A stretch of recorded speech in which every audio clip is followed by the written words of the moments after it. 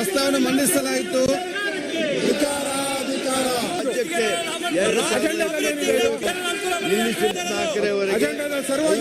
ಪಾಟೀಲ್ ಮಾನ್ಯ ಕಾನೂನು ಸಂಸದೀಯ ವ್ಯವಸ್ಥೆ ಒಂದು ದೇಶ ಒಂದು ತೆರಿಗೆ ಹೆಸರಿನಲ್ಲಿ ಜಿಎಸ್ಟಿ ಅವೈಜ್ಞಾನಿಕ ಅನುಷ್ಠಾನದಿಂದ ಮತ್ತೆ ಕೇಂದ್ರ ಸರ್ಕಾರವನ್ನ ಕೇಂದ್ರ ಸರ್ಕಾರದ ಸಂಬಂಧ ಇದೆ. ರೈತರ ಚಳವಳಿ ಮಾಡ್ತಾ ಇದ್ದಾರೆ. ಅವರು ಶ್ವೇತಪತ್ರವನ್ನು ಬಿಡುಗಡೆ ಮಾಡಿದ್ದಾರೆ. ಅವ್ರು ತರೋದು ಏನಿದ್ರಲ್ಲ ಅರ್ಥ ಇಲ್ಲ. ಮತ್ತೆ ಕೇಂದ್ರ ಸರ್ಕಾರವನ್ನು ಬೈಯಕ್ಕೆ ತರ್ತಾ ಇದ್ದಾರೆ. ನಿಲ್ಲಿಸಿರುತ್ತದೆ. ಇದು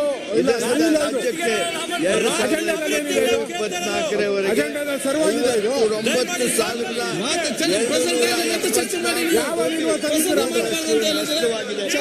ಕೇಂದ್ರ ಪುರಸ್ಕೃತ ಯೋಜನೆಗಳಿಗೆ ದೊರಕಬೇಕಾದ ಅನುದಾನ ಕೂಡ ಗಣನೀಯವಾಗಿ ಕಡಿತಗೊಂಡಿದೆ.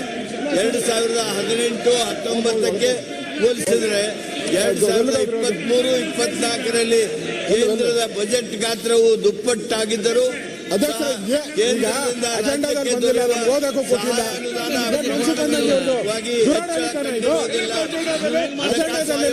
ಕೇಂದ್ರ ಹಾಗೂ ರಾಜ್ಯಗಳ ತೆರಿಗೆ ಹಂಚಿಕೆ ಸಂಬಂಧಿಸಿದಂತೆ ಶಿಫಾರಸು ನೀಡುತ್ತದೆ.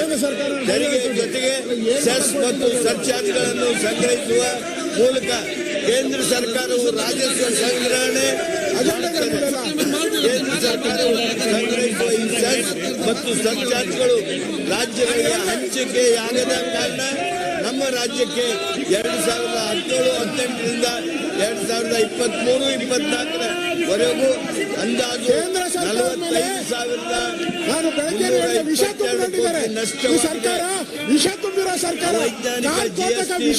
ಸರ್ಕಾರ ಇದು ಕೇಂದ್ರ ಸರ್ಕಾರ ಪದೇ ಪದೇ ಏರಿಕೆ ಅಂತ ಕೆಲಸವನ್ನು ಮಾಡ್ತಾ ಇದ್ದಾರೆ. ವಿಷಕಾರ ಅಂತ ಸರ್ಕಾರ ಇದು.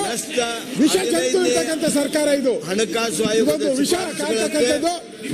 ಬಜೆಟ್ ಇಲ್ಲ ಹಾಗೂ ಮಾಡಿಲ್ಲ. ಅನುದಾನವನ್ನು ನೀಡದಿರುವುದು ಮತ್ತು 15ನೇ ಹಣಕಾಸು ಆಯೋಗವು ಹಿಂದಿನ ಹಣಕಾಸು ಆಯೋಗಕ್ಕಿಂತ ಹಂಚಿಕೆ ಮಾಡಿದ್ದರಿಂದ 2015-18ರಿಂದ ನಮಗೆ 1,78,189 ಕೋಟಿ ರೂಪಾಯಿಗಳಷ್ಟು ನಷ್ಟವಾಗಿದೆ.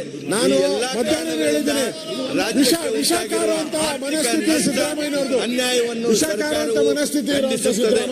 ಕರ್ನಾಟಕದ ಅಭಿವೃದ್ಧಿ ವಿಷಯದಲ್ಲಿ ನಾಗರಿಕರ ಹಿತರಕ್ಷಣೆಯಲ್ಲಿ ಸಮಾನ ಹಂಚಿಕೆಯ ಮತ್ತು ತಾರತಮ್ಯರಹಿತ ಆರ್ಥಿಕ ಸಂಪನ್ಮೂಲಗಳ ಹಂಚಿಕೆಯ ನಿಲುವುಗಳನ್ನು ಕೇಂದ್ರ ಸರ್ಕಾರವು ತೆಗೆದುಕೊಳ್ಳಬೇಕೆಂದು ಮತ್ತು ಕರ್ನಾಟಕ ಜನತೆಯ ಹಿತರಕ್ಷಣೆ ವಿಷಯದಲ್ಲಿ ಯಾವುದೇ ಅನ್ಯಾಯವಾಗದಂತೆ ಸದನ ಒಕ್ಕಲಿನಿಂದ ಒತ್ತಾಯಿಸುತ್ತದೆ.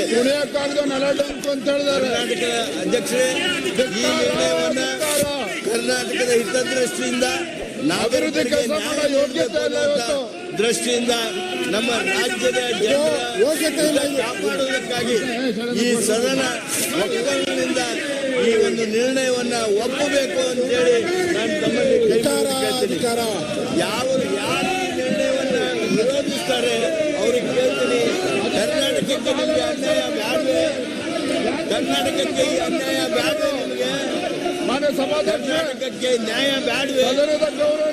ಅನ್ಯಾಯ ಆಗಿರೋದನ್ನ ಕರ್ನಾಟಕ ಸಹಿಸೋದಿಲ್ಲ. ಆದ್ರಿಂದ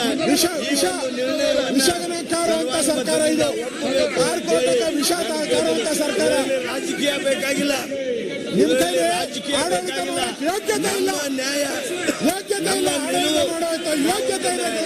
ಸರ್ಕಾರ ಆಡಳಿತ ಮಾಡಕ್ಕೆ ಹೋಗ್ತಾ ಇಲ್ಲ ಅಂದ್ರೆ ಬಿಟ್ಟೋಗಿ, ನಮ್ಮ ನ್ಯಾಯ ಆಡಳಿತ ಮಾಡಕ್ಕೆ ಹೋಗ್ತಾ ಇಲ್ಲ ಬಿಟ್ಟೋಗಿ. ಯಾಕೆ ಕೆಲಸ ಮಾಡೋದಕ್ಕೆ ಈ ಸರ್ಕಾರಕ್ಕೆ ಬಲವನ್ನ ಕೊಡಬೇಕು. ಸರ್ಕಾರಕ್ಕೆ ಕೇಳ್ತೇನೆ. ಯೋಗ್ಯತೆ ಇಲ್ಲ ಕಾಂಗ್ರೆಸ್ ಸರ್ಕಾರ. ಪ್ರಸ್ತಾವನೆ ಮಂಡಿಸಲಾಯಿತು. ಶ್ರೀ ಎಚ್.ಕೆ. ಪಾಟೀಲ್ ಮಾನ್ಯ ಕಾನೂನು ಸಂಸದೀಯ ವ್ಯವಸ್ಥೆ ಮತ್ತು ಶಾಸನ ರಚನೆ ಹಾಗೂ ಪ್ರವಾಸೋದ್ಯಮ ಸಚಿವರು ಕರ್ನಾಟಕ ಅಭಿವೃದ್ಧಿ ವಿಷಯದಲ್ಲಿ ನಾಗರಿಕರ ಹಿತರಕ್ಷಣೆಯಲ್ಲಿ ಸಮಾನ ಹಂಚಿಕೆ ಮತ್ತು ತಾರತಮ್ಯ ರಹಿತ ಆರ್ಥಿಕ ಸಂಪನ್ಮೂಲ ಹಂಚಿಕೆ ನಿಲುವನ್ನು ಕೇಂದ್ರ ಸರ್ಕಾರ ತೆಗೆದುಕೊಳ್ಳಬೇಕೆಂಬ ವಿಷಯಕ್ಕೆ ಸಂಬಂಧಿಸಿದಂತೆ ಮಂಡಿಸಿರುವ ಅಧಿಕೃತ ನಿರ್ಣಯವನ್ನು ಈಗ ಸಭೆ ಮಧ್ಯೆ ಹಾಕುತ್ತೇನೆ. ಪ್ರಸ್ತಾವದ ಪರವಾಗಿರುವವರು ಹೌದು ಎಂದು ಸೂಚಿಸಬೇಕು, ಪ್ರಸ್ತಾವದ ವಿರುದ್ಧವಾಗಿಲ್ಲ ಎಂದು ಸೂಚಿಸಬೇಕು. ಪ್ರಸ್ತಾವ ಹೌದು ಎನ್ನುವ ಪರವಾಗಿದೆ ಎಂದು ಭಾವಿಸುತ್ತೇನೆ. ಪ್ರಸ್ತಾವ ಹೌದು ಎನ್ನುವ ಪರವಾಗಿದೆ, ಪ್ರಸ್ತಾವವು ಅಂಗೀಕೃತವಾಗಿದೆ. ದೇಶ ಭಾರತ ಬಾಡಿಯೋ ಸರ್ಕಾರಕ್ಕೆ ಹೇಳಪ್ಪ ಸಭಾಧ್ಯಕ್ಷರೇ ಗೋಬೆಲ್ ಸರ್ಕಾರಕ್ಕೆ